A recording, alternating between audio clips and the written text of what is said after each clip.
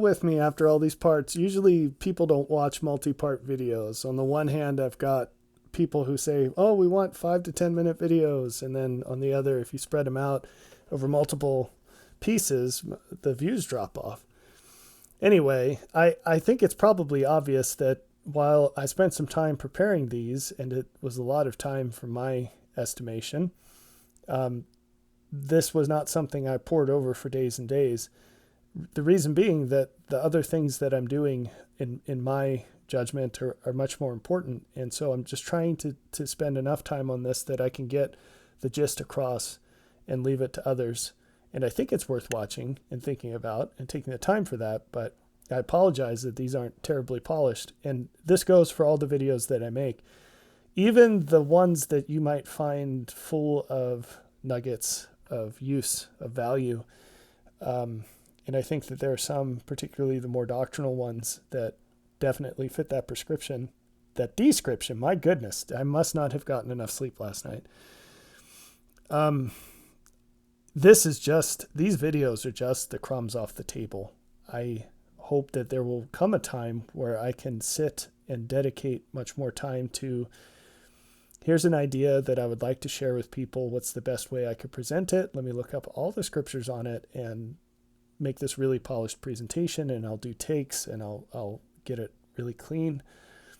For now, that's the kind of time that I spend on the books, and I don't foresee that I'll be able to spend that kind of time on anything else until those are done, and who knows how long that will take. Anyway, thanks for letting me shed light on that, but I wanted to share 2 afterthoughts with this, which I had intended to put into the previous videos, but I didn't see the note until after I recorded them, and so I need to make sure these are there. Okay, here's the first one.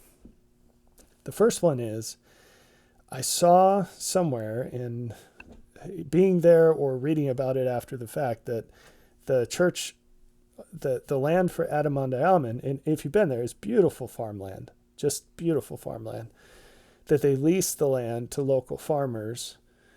And I don't know what the details of that arrangement are, but the symbolism of it is so interesting to me. Here's a place that's one of the most sacred sites in Mormonism.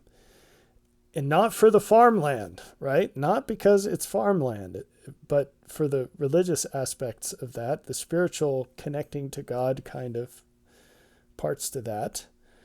And the best thing the LDS Church can do with it is to have other people farm it and pay them for the privilege. And I guess it's better than having the land owned by random people, but I'm not sure. That's very interesting, right? I guess they still get to preserve. It looks nice. It's very nice. So I guess they get a say in preserving that. But I thought this was so interesting because imagine a dispensation of truth and the value in that truth. And then what's the best thing you can do with it? Lease it out to people who can pay you for occupying the buildings, basically. Do you see the connection I'm making here? That's the LDS Church in a nutshell. It's just come pay us your tithing and you get access to these nice buildings. You get to claim that you're Mormon. You're not actually going to read or believe the book, but you can pretend to. Mormonism has always been about improvement. It's always been about growing closer to God in who you are and what you do and how you feel. Is that an accurate characterization of any modern LDS denomination? I don't care what it's called. What organized church does that? Instead, it's not too far from just a lease on property, maybe intellectual property, copyrights and such, and terms, phrases. Anyway, thinking about that was kind of sad. It was kind of sad. So, all right, one other thought. This one I find very funny. I've said in these videos that the experiences that I had were rich with symbolism. And obviously, I've just shared the slightest little bit of that with you, both the experiences and my interpretation of them. I'm keeping most of that to myself. But here's one I will share. So Council Bluffs is a place, and it's a big place. There are a lot of people there. And it's named, that's the name the Mormons gave it, and it stuck. It used to be called something else. But that is where some significant things happened in church, LDS church history. Now, I'm specifically saying LDS church history, whereas for the rest of these videos, I've said Mormon history, unless I flubbed up. I tried to say that. And the reason is because it's history shared by all Mormon branches. But LDS church history, the not shared part, started right around Council Bluffs because of what happened there. And I'll leave you to look that up.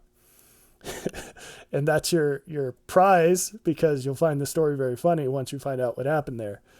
So we're driving, and my wife, her job was to be the navigator during this very long road trip that we were driving a lot of hours on. And I said, look, you just tell me where to go, because I'll handle all the driving, but this is one thing I don't want to have to worry about. So she had the GPS on her phone, and she was just saying, like, echoing the instructions of the GPS. So we ended up taking the wrong exit at Council Bluffs, and we ended up in the wrong place and going the wrong direction.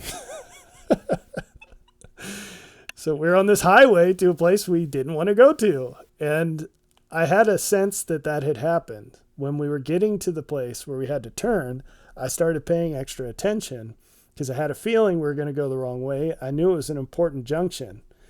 And most of the times on a long road trip in the middle of nowhere, you're just kind of staying on the same highway forever.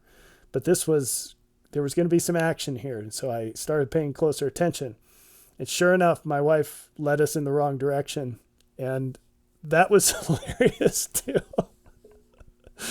I was like, I should have known better coming out of the Garden of Eden than to listen to directions from my wife. But we ended up taking the wrong exit around Council Bluffs, and we're on a highway going the wrong direction. We had to notice it and turn around and go back the way we came. Now, I like to garden, and there are situations where, say, a tree is growing in a wonky way, and maybe some of the branches die. So one of the things you can do is you can cut back the tree to the living tissue. Maybe you have to cut it down to a stump. There are several kinds of plants that if you cut them down to the stump, they'll actually regrow, even if the tree in its upper areas is dead. So sometimes to get signs of life, you have to cut a tree, you have to prune it in a radical way. And then you might get something coming out of the stump. And it might regrow the whole tree, but this time the whole tree's living. And if you want some interesting insights, I recommend studying Jacob 5 from the Book of Mormon. And you'll find some interesting things about that. So if you stuck with me this far, thank you for watching through this presentation. And I pray that the Lord blesses you with new insights into your own life and how to make changes to draw closer to Him, even if it's through some seemingly random thoughts from a seemingly random person. Take care.